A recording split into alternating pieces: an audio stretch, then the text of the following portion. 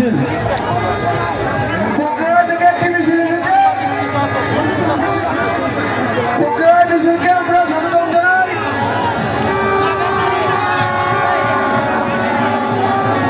আমাদের দিকের পরে নেতৃত্বে আরেকটি মিছিল আসছে।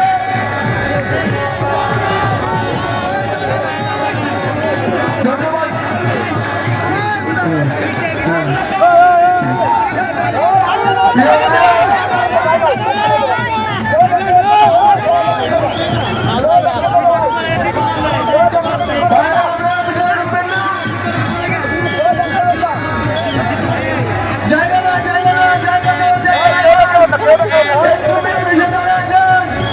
আপনাদেরকে দিতে পারলাম না।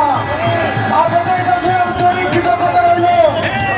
যেটা কোনো বাচ্চা একটু বড় করা যায় কিনা আমরা ভবিষ্যতে দেখবো।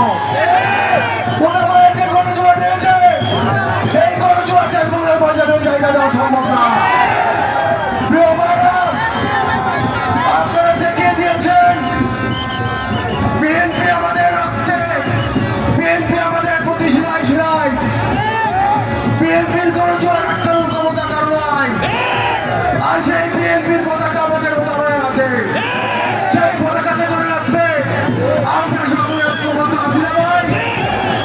আপনারা জানতে থাকবেন যে আমরা যে স্বতন্ত্র প্রার্থী দেখেছি সেখানে বেশিরভাগ লোকই আওয়ামী লীগের ছিল। সে আওয়ামী লীগের পুনর্বাসনকে আপনারা চান? আওয়ামী লীগ আমাদের মাথার উপর উঠুক আপনারা চান? যদি না চান তাহলে বাজিতপুর নিকলি থেকে তাদের শীষকে বিপুল ভোটে বিজয়ী করতে হবে। অন্যথায় বলে রাখলাম আপনাদের উপর আবার এই আওয়ামী লীগের খরা নেমে আসবে। আপনাদেরকে হুঁশিয়ার করে দিতে চাই যে আবারও যদি আওয়ামী লীগ আমাদের কথার উপর আসে তাহলে আমরা যারা বিএনপি করি আমাদের কিন্তু কোনো রক্ষা নাই। কারণ আমরা এদেরকে দেশ থেকে বিতাড়িত করেছি। এই অবৈধ স্বতন্ত্র প্রার্থী যাকে দল থেকে বহিষ্কার করা হয়েছে সেই বাজিতপুর নিকলিতে প্রতারণা করতেছে আওয়ামী লীগ স্বতন্ত্র ভাই ভাই। আমরা আমাদের আওয়ামী লীগের দরকার না আছে? আওয়ামী লীগের কোনো প্রয়োজন আছে? এই দেশে আওয়ামী লীগের রাজনীতি করার অধিকার আছে? যদি না থাকে তাহলে আপনারা 12 তারিখ প্রমাণ করে দিবেন কোন আওয়ামী লীগ এখানে বাংলা বাড়ি তার জায়গা হবে না। বাজিতপুর নিকলিতে আর কোনো আওয়ামী লীগের চেয়ার আমরা দেখতে চাই না। অতএব আপনাদেরকে সোচ্চার থাকতে হবে। ভোটের দিন আপনাদেরকে দেখতে হবে এই আওয়ামী লীগ কোন ছোপা দিয়ে কিভাবে আসে। আমরা কারো গণতান্ত্রিক অধিকার হরণ করতে চাই না, কিন্তু সেই স্বতন্ত্র প্রার্থীর উপর ভর করে যদি বিএনপি ক্ষতি করার চেষ্টা করে, কোন কুচক্র করার চেষ্টা করে, শক্ত হাতে প্রতিহত করা কথা আমি বলে দিচ্ছি।